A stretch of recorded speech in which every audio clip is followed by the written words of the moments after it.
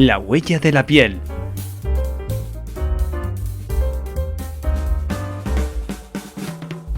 Un podcast de Aesthetic.es con María Velasco.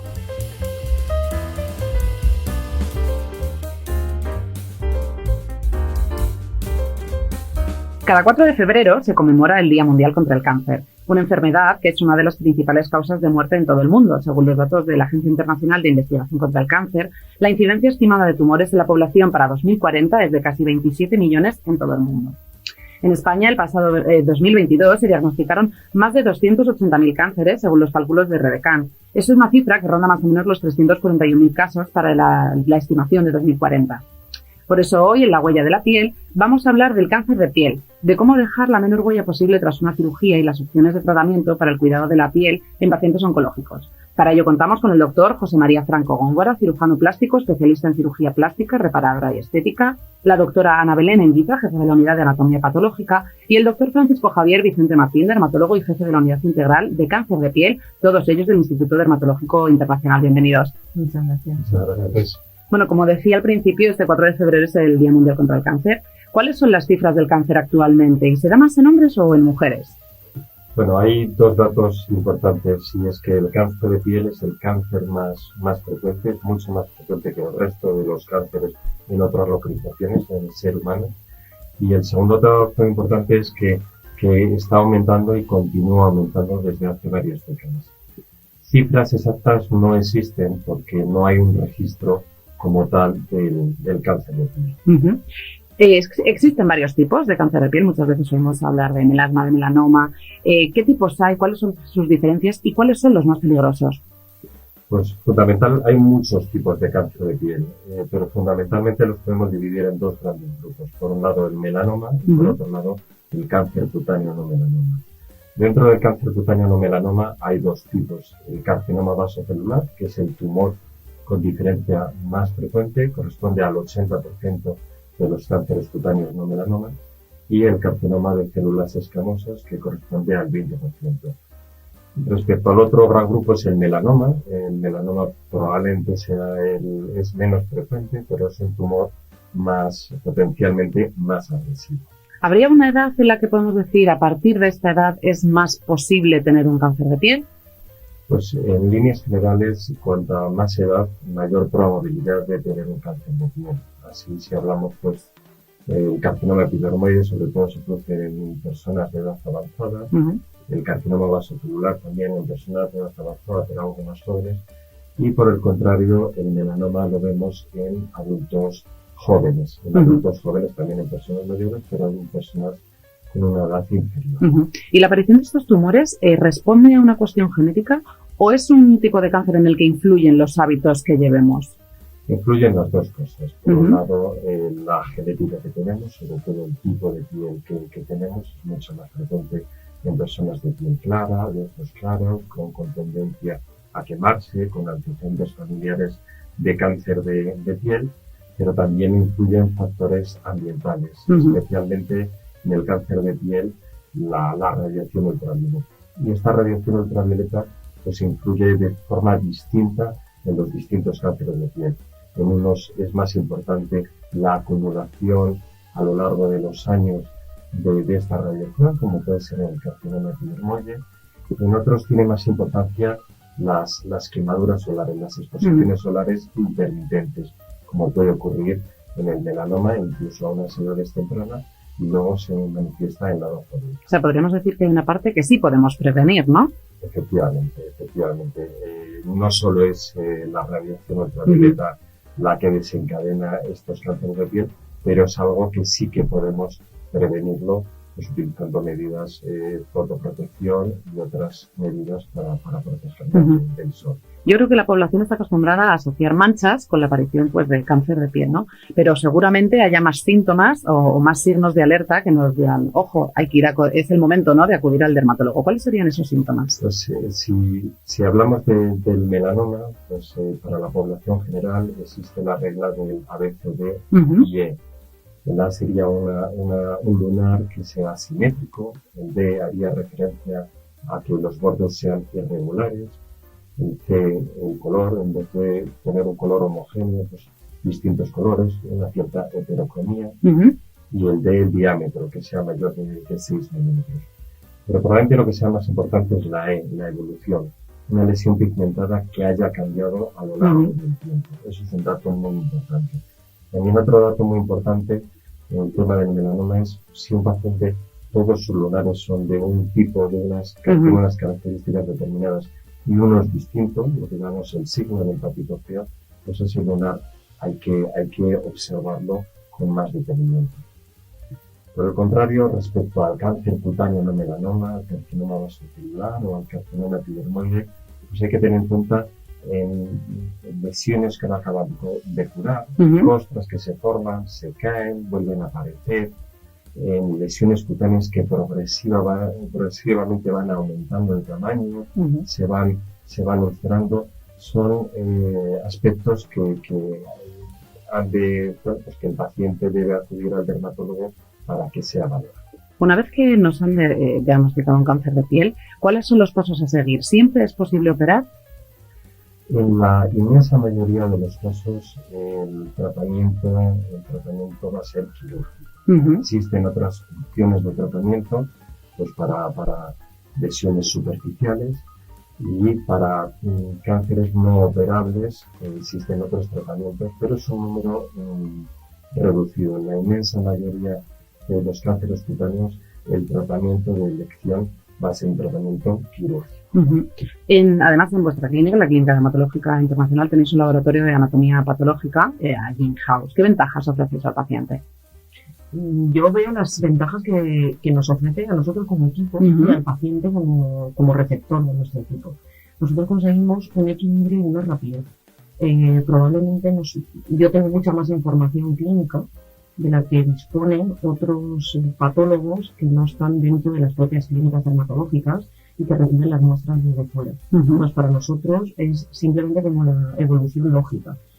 Javier o los cirujanos que operan toman la muestra y en 24-48 horas podemos tener un diagnóstico. Esto agiliza la toma de la decisión posterior. Claro. Agiliza también el que me diga, he marcado esta pieza y necesito saber específicamente este borde quirúrgico. Aunque vayamos a ver todos, pero es muy rentable. Yo no sé si ahí le supone una ventaja o al revés, le supone un problema de llamadas y de solicitudes. Sin lugar a dudas es un lujo tener tan accesible el servicio de anatomía patológica, que para nosotros, para los dermatólogos, es una especialidad fundamental en el diagnóstico. Y en el caso concreto que estamos hablando, en el diagnóstico del cáncer cutáneo. Claro, yo creo que al final sí que puede agilizarse un poco más el proceso, ¿no? Para el paciente, para decir, bueno, pues sabemos que tenemos que ir a esto concreto y operar cuanto antes, ¿no? Que al final cuando se habla de cáncer, todo el mundo dice, ¿cuándo me operas, no? Una de las técnicas más eficaces para el cáncer de piel es la cirugía micrográfica de Mohs. ¿En qué consiste? Pues básicamente la cirugía micrográfica que además lo que hacemos es extirpamos el tumor y extirpamos un margen de seguridad que es el que analizamos. Lo analizamos de una manera distinta como se analizan las piezas habitualmente, de tal forma que en el estudio al microscopio podamos ver el 100% de los márgenes, tanto en superficie como en profundidad. Es una manera de obtener una seguridad 100% de que estás viendo intraoperatoriamente todo el fondo quirúrgico y todos los márgenes laterales de resección. Esto no quiere decir que la gente que escuche esto diga, ostras, entonces si no me hicieron un Mohs, no vieron el 100% de mi fondo. O sea, no es la idea. Es una técnica muy específica para determinadas localizaciones en las que milímetros pueden ser muy determinantes para la funcionalidad o para la estética. Solo que hay otras maneras de estudiar la muestra, pero en el corte, el estudio intraoperatorio por Mohs, lo que no debe existir luego son recidivas, porque se supone que hemos sido capaces de evaluar todo el fondo quirúrgico y todos los márgenes. Y si el paciente sale y sale después de X fases de Mohs, que lo hemos dicho, está libre, entonces quiere decir que ese paciente está curado localmente de ese tumor. ¿Eso se puede conseguir en una sola vez? Bueno, ahí Javi y yo nos reímos mucho porque Javi siempre dice que un Mohs de un solo tiempo pues a lo mejor es un MOS precipitado. Bueno, él lo dice esto, luego él que lo comente. Pero es verdad que nosotros movemos entre 2-3 fases. Vale. Son fases que no estamos hablando de piezas muy grandes, estamos hablando de milímetros y multiplicaciones a milímetros o 0,5 centímetros. ¿Sí? Y además yo creo que cobra especial importancia desde el plano reconstructivo, sí, porque en primer lugar minimiza el defecto y por tanto las secuelas que luego puedan derivarse de la reconstrucción, y luego para nosotros también es muy importante esa seguridad, que bueno, todos sabemos que una seguridad 100% no existe, pero a través de esta técnica sí que quedamos muy próximos a ese 100%, y a la hora de plantear una reconstrucción en la que tienes que movilizar tejidos de vecindad, pues poner un codajo, un injerto, etcétera, pues te da más garantías al futuro con el paciente, saber que la recidiva es prácticamente improbable. Justo os iba a preguntar cómo es poder trabajar 3 especialidades juntas para atajar el cáncer de piel, pues desde el diagnóstico, al final el extirpar ese tumor y luego el curar o el minimizar esas cicatrices o esas heridas, señales que puedan quedar. ¿Tenéis algún caso que digáis, madre mía, esto ha sido un éxito y ha sido gracias a que hemos trabajado juntos? Afortunadamente no tenemos uno, sino tenemos bastantes casos. Genial. Y es un lujo, y para nosotros aparte es muy atractivo el compartir nuestra actividad con otras especialidades, en este concreto con dermatólogos, anatomopatólogos, cirujanos plásticos. Sí, me preguntas que cómo es trabajar todos juntos. Yo creo que es fascinante, porque realmente nosotros nos hemos incorporado a poco más de un año precisamente con ese fin, ¿no? De dar un enfoque todavía mucho más multidisciplinar, complementar la función que ellos ya venían haciendo desde hacía tiempo de detección, control, extirpación de cáncer, y luego, pues por supuesto, aportar nuestro granito con la reconstrucción de la manera más, valga la palabra estética en este caso, aunque no tiene nada que ver, porque es un proceso completamente reconstructivo y reparador, pero que al final, como decía Anabel, el objetivo final es el paciente. Claro. Y darle la mayor seguridad y con la mejor reconstrucción posible hace que este trípode que forma la dermatología, la patología y la cirugía plástica pues sea muchísimo más efectivo. Habíamos, yo no, desde el otro lado, desde el lado como de paciente o de usuaria sin más, conocíamos la existencia obviamente de un dermatólogo en este tipo de cáncer de piel, también un cirujano plástico para reconstruir, ¿no? Pues sobre todo lo hemos oído en las manos, ¿no? Quizás es como que lo más conocido, aunque va mucho más allá y ahora después lo veremos. Pero ¿cuál es el papel de la patología en todas estas intervenciones? Pues me hace mucha ilusión que nos preguntes esto, porque nosotros somos una especialidad muy central, muy básica, pero muy conocida. Sí. Entonces, yo cuando elegí la especialidad me dijo mi madre, pero no puedes decir una, que no tuviera que ir explicando a la gente a qué te dedicas, ¿no? Y entonces, ¿qué papel jugamos? Pues nosotros somos un poco los que nombran las cosas, y en el caso hacemos como un buen tándem con todas las especialidades quirúrgicas, porque toda pieza que se extirpa, no solo es una dermatología, que es el tema de cirugía plástica, que es el tema sino cualquier cosa que en un hospital, en una clínica, pues se extirpa, tiene que ser analizada. Eso es una gestión de la calidad. O sea, nadie va a saber qué es lo que había si nadie lo ha mirado. Entonces es la especialidad a veces nos sentimos un poco como el bien, mal. Está quitado, no está quitado. Pero en realidad es una especialidad que se lleva de la mano de grandes expertos en cirugía, no tiene base, no tenemos ni sustrato para estudiar. Precisamente hablando, pues un poco como decíamos antes de la cirugía plástica y el minimizar esas señales que te puede dejar una cirugía, ¿qué es lo que más le preocupa a un paciente con cáncer de piel? Una vez que se le extirpa el tumor, ¿cómo de importante es la huella que le acaba quedando? Yo creo que al final es como una señal de por vida, ¿no? Entonces, ¿en qué momento impacta tanto que digan, esto me lo tengo que arreglar, no quiero verlo o quiero minimizarlo su aspecto al máximo? Bueno, yo creo que el enfoque de cada caso es totalmente individualizado. Hay muchos pacientes que solamente ante la palabra cáncer, sea de piel o de cualquier otro tipo, lo fundamental para ellos es que se elimine. Y yo a lo largo de mi carrera pues me he encontrado con muchos pacientes que me dicen, mira, doctor, la cicatriz me da igual, yo lo que quiero es que tenga la seguridad de que ahí no queda nada, y bueno, pues evidentemente, según el paciente, pues va a mostrar una preocupación mayor por una cosa o por otra. La parte que a nosotros nos corresponde, evidentemente, es conseguir que esa huella que ha dejado el cáncer sea la menor posible. Por supuesto, por el resultado general y el aspecto que pueda tener el paciente después de una cirugía de estas características, pero sobre todo porque si esa secuela es muy llamativa, siempre va a ser un motivo de recordatorio de que haya habido un proceso oncológico. Y como ocurre en otras partes del cuerpo, como mencionabas, por ejemplo, como la mama, el que el paciente cada día tenga que rememorar ese proceso por el que ha pasado, cada uno lo vive de una manera, pues al final en el día a día le puede mermar un poco. Es de radical importancia, como digo, la combinación entre distintas especialidades, sobre todo porque la parte exerética es muy importante, pero luego la parte que a nosotros nos corresponde pues requiere un conocimiento y un estudio muy detallado, sobre todo en este caso que casi siempre vamos a ver tumores a nivel facial, vemos en todas partes del cuerpo, en brazos, en espalda, pero la cara cobra especial importancia, ¿no? Pues porque al final es un elemento de nuestro cuerpo que está siempre expuesto, y eso también es una de las razones por las que la aparición de lesiones es más frecuente. Y ahí es, como decía, muy importante conocer todo, sobre todo el concepto de las subunidades estéticas.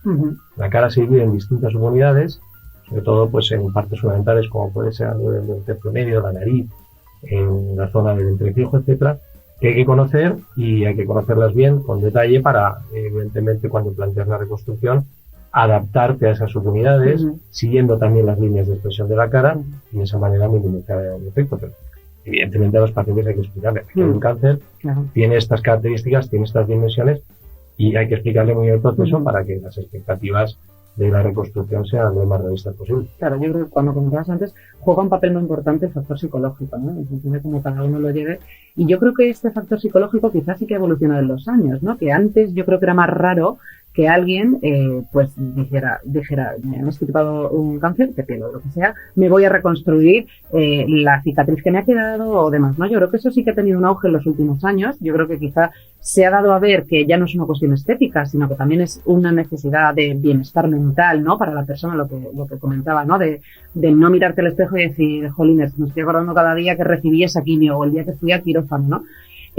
Las zonas que más preocupan, comentabas que una era la cara, y del cuerpo, por ejemplo, ¿cuál sería otra zona de las más llamativas, de las que más suelen recurrir para reparar? Porque en este caso yo creo que hablamos más de cirugía reparadora y luego ya en la parte estética, ¿no? Sí, lo que pasa es que los pacientes al final, como digo, cada uno lo vive a su manera, y hoy en día, como muy bien mencionabas, hay una expectativa de que todo se puede arreglar. Ya.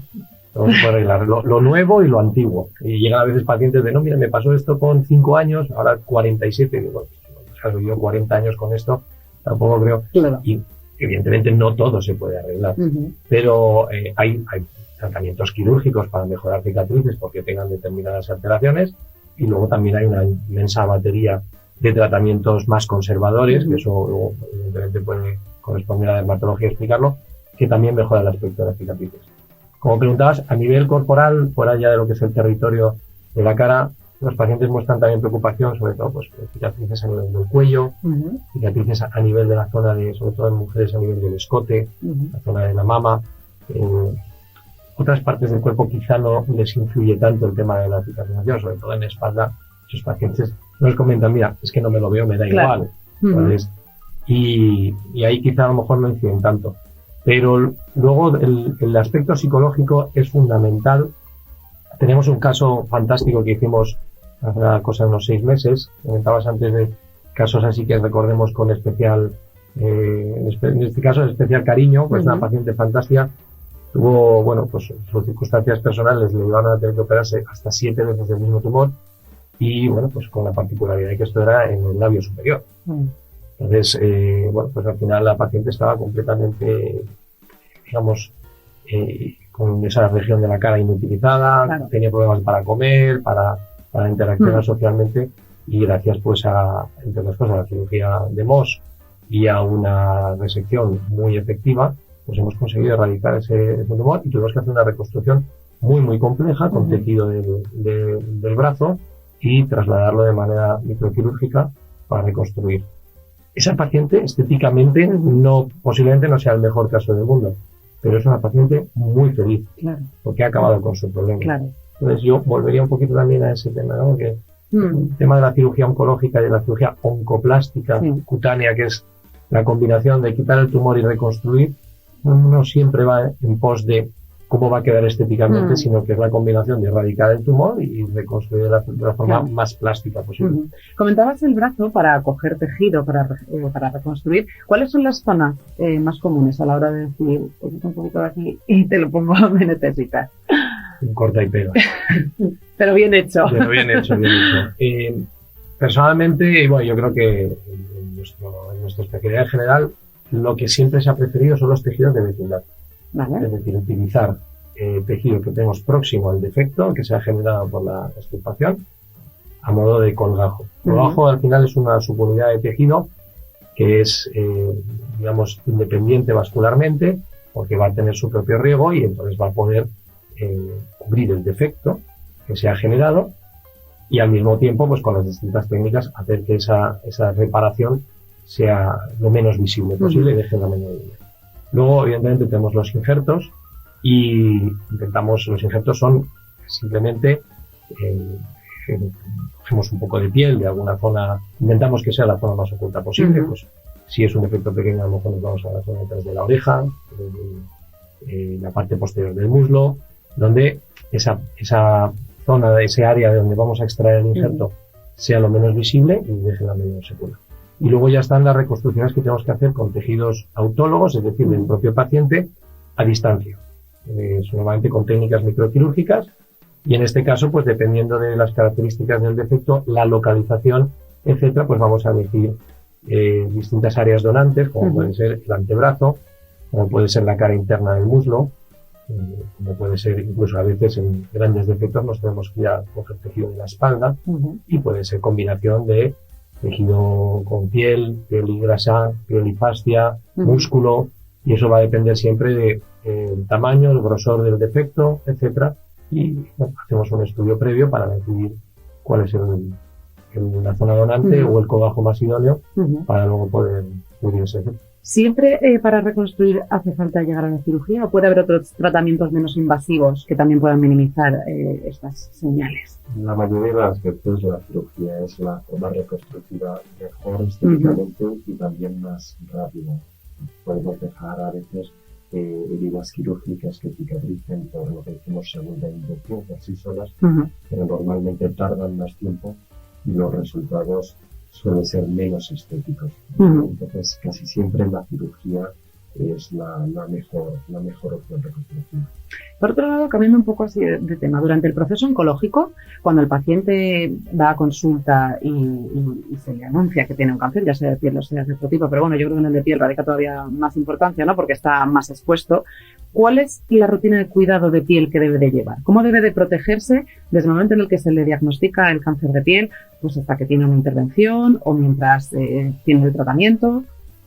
Bueno, fundamentalmente, más que desde que se le diagnostica hasta que se le opera, que suele ser afortunadamente poco tiempo, es después. Y después un factor muy importante es protegerse del sol. Primero, porque es una de las causas que podemos controlar en el desarrollo del cáncer cutáneo. Y segundo, porque el sol puede afectar de forma negativa a la cicatrización. Entonces, en ese sentido es muy importante, sobre todo la protección solar. Y para pacientes que se tienen que someter a radioterapia, que sabemos que es muy agresiva con la piel, con enfermedad mediterránea, no con la quimioterapia, que también pues acaba haciendo estragos en nuestra piel, ¿cuáles deberían ser los cuidados que tendrían que hacer con la piel pues para que esté sana, lo más sano que se pueda en este proceso? Pues sobre todo también insistir mucho en la fotoprotección y luego hay ciertas cremas regeneradoras que ayudan a paliar esos efectos secundarios de la radioterapia. Y después de una intervención quirúrgica, pero sobre todo cuando quedan pues cirugías complejas como lo que acabáis de comentar, ¿no? Del labio superior, la paciente quiere minimizarlo al máximo. ¿Es posible que eso luego, pues por los hábitos de vida, por el estilo de vida, por lo que sea, en el labio me imagino, pues al comer, al beber y demás, que eso necesite una segunda intervención? Sí. O sea, que haya como que reconstruir una segunda vez. No tanto reconstruir, pero sí lo que llamamos cirugía de refinamiento. Vale. Cuando planteamos procesos, esto normalmente lo vamos a encontrar en procesos muy complejos. Cuando son reconstrucciones de grandes defectos, que además incluye, como ocurrió en este caso, una parte funcional, porque el tumor afectaba ya prácticamente a la totalidad del labio, y si vas a hacer una reconstrucción no vale simplemente con, vamos, para que coloquialmente tapar el agujero. Claro. Tienes que darle una funcionalidad a ese órgano, que en este caso es fundamental, para hablar, para comer, etc. Y en este caso hicimos una transferencia también de tendón para que nos permitiera que la reconstrucción fuera más funcional.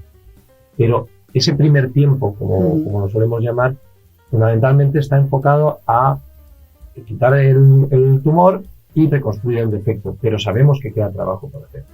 Solemos dejar un tiempo prudencial, que suele radicar entre 6 y 12 meses, para luego, una vez que ya consideramos que se ha estabilizado, ya la inflamación prácticamente se ha resuelto, vemos un poquito el resultado final, entonces es cuando planteamos esos procesos de refinamiento. En este caso, pues a lo mejor desgrasar un poquito el colágeno, porque la zona en la que viene tiene más grasa de la que requiere la cara en ese, justo en ese sitio. A lo mejor avanzar un determinado tejido para mejorar la estética, que es lo que tenemos planeado ahora en unos meses aquí con esta paciente, para que tenga más mucosa del labio, que ahora mismo lo ocupa prácticamente todo el tejido del colágeno. Y generalmente así es como lo vemos. No va tanto enfocado en pos de una mejora de la cicatrización, porque para eso tenemos una amplia batería de tratamientos, se valoran infiltraciones, láser, etcétera, que pueden contar con más detalle los dermatólogos, pero nosotros, si planteamos ese segundo o tercer tiempo, generalmente va enfocado a la idea de refinar y mejorar el aspecto de la reconstrucción inicial, porque a veces requiere esos tiempos distintos, marcados y separados entre sí mismos. ¿Cuál sería la parte del cuerpo más difícil para extirpar el cáncer y luego para reconstruir? ¿Hay alguna parte del cuerpo que digáis, madre mía, esto es lo más complejo, pues por el acceso, por el tamaño, o depende un poco del paciente y de la situación? Depende del paciente, depende del tumor y depende también de la localización. Hay localizaciones que son más complejas, como puede ser la zona periocular, la zona nasal. A nivel facial, generalmente. A nivel facial.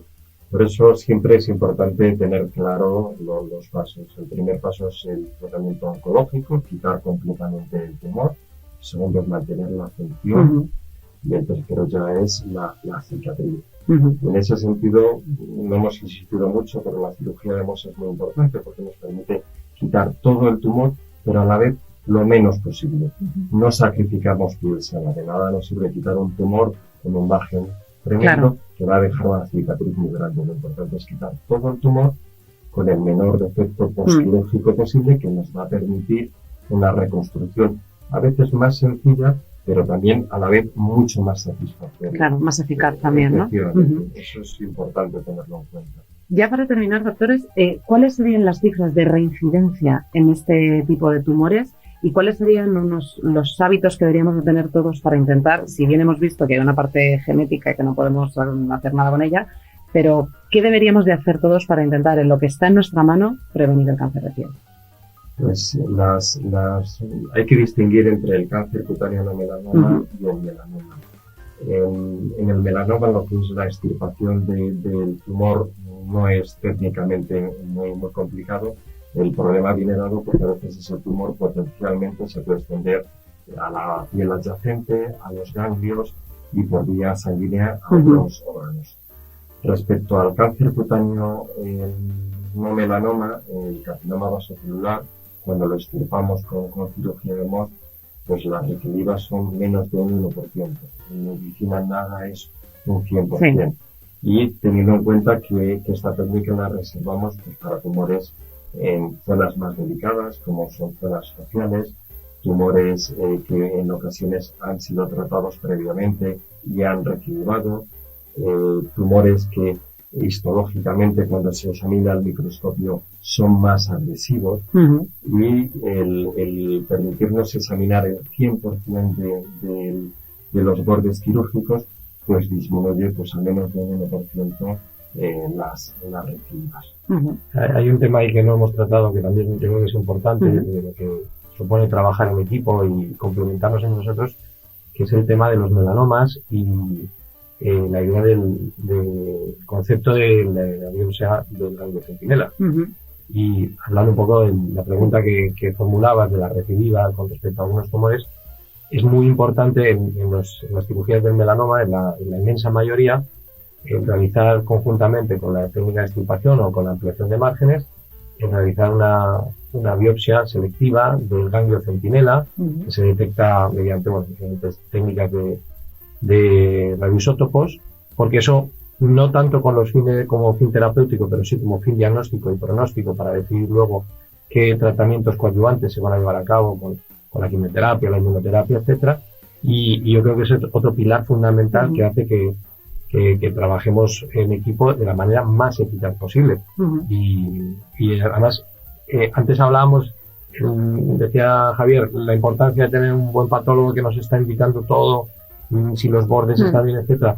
Qué bien que están los plásticos reconstruyen, pero para nosotros como cirujanos plásticos, el tener un equipo de dermatólogos que tiene esa capacidad de poder generar trabajo y hacerlo bien de cara a la salud de la piel de los pacientes, y que nosotros podamos formar parte de eso, a mí me resulta absolutamente fundamental. Esto del lujo al final son 3 patas fundamentales, como acabamos de descubrir, que quizá para muchos no era conocido esto, entonces bueno, pues yo creo que con el mensaje de que la prevención es lo mejor que podemos hacer, sabiendo muy bien los pasos y sabiendo sobre todo que también hay soluciones, que la huella no tiene por qué quedar ahí para siempre, o al menos no estar en su máximo apogeo, sino que podemos reducirla lo máximo, pues bueno, tenemos en cuenta este 4 de febrero, Día Mundial contra el Cáncer. Muchas gracias, doctores, por acompañarnos en La Huella de la Piel.